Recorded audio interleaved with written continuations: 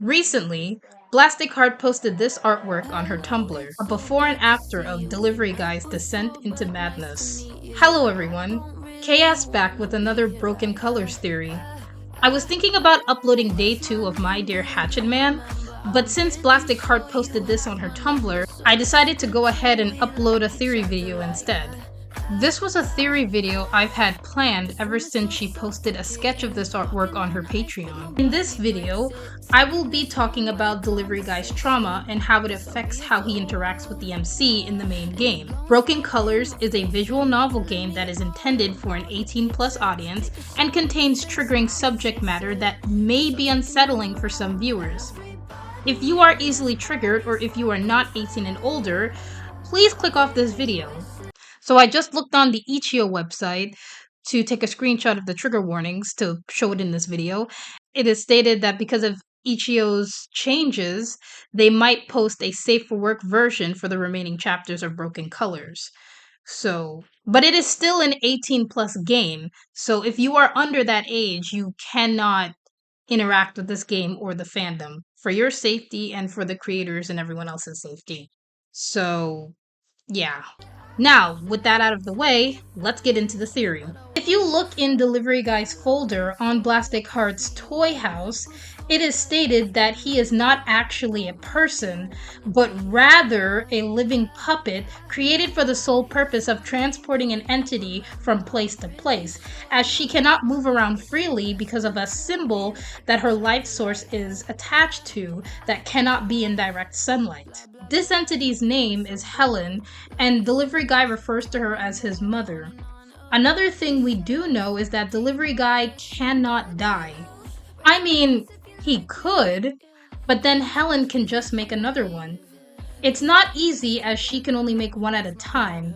So DG can in fact come back, but with all his memories of his previous life. I won't go into all the details about Helen. You can read more on her in DG's folder, which I will link in the description.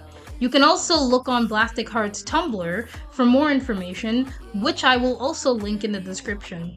Despite being a living puppet, DG does in fact have free will, so all of his actions is entirely his own.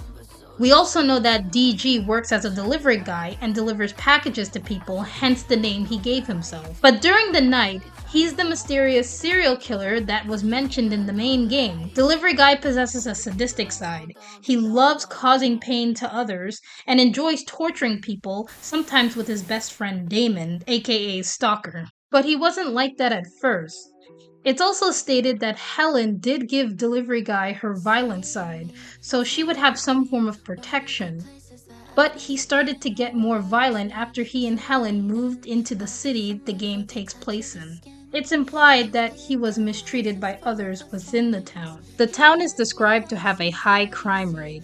Gang fights, robberies, and assassinations are very normalized within the city. So I can conclude Delivery Guy most likely got into a lot of brutal fights. One half of the artwork showcases Delivery Guy laying on the floor, badly beaten with a bullet hole in his forehead. This shows the extent of how bad it was for him leading to this point. In the main game, your first interaction with Delivery Guy is him pretending to be a robber.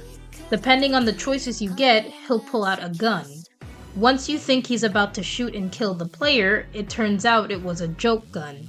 It's a very sick and twisted joke, but if you think about it, perhaps maybe this was a reenactment of what happened to Delivery Guy on the day he was killed execution style. Maybe he was being robbed and probably didn't have anything to give the robbers, so they shot him. You would think a joke like this would be triggering to someone like DG, who has actually been in this situation. If you look at the other side of the artwork, you'll see what looks like present-day DG, with blood on his face, probably from his latest victim, holding a gun. And I don't think it's a joke gun, as you can see smoke flying around his arm.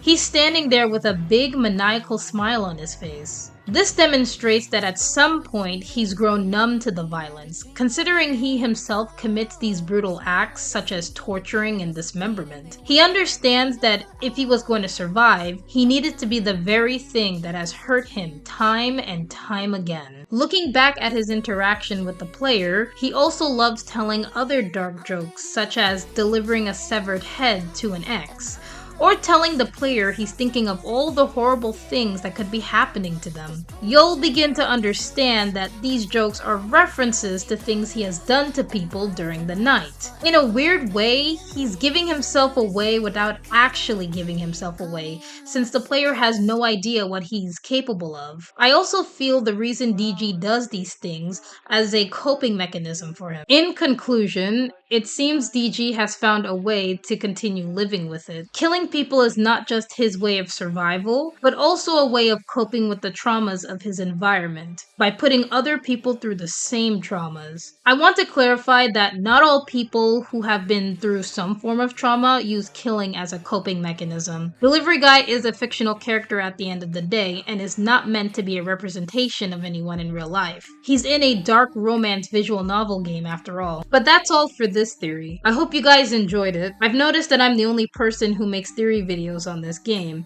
as no one else does, at least on YouTube. Do you agree that DG uses dark jokes as a coping mechanism? Also, if there's any more information about DG I didn't put in that might be relevant to this topic, feel free to post it in the comments below. I'll see you all in the next video. Bye!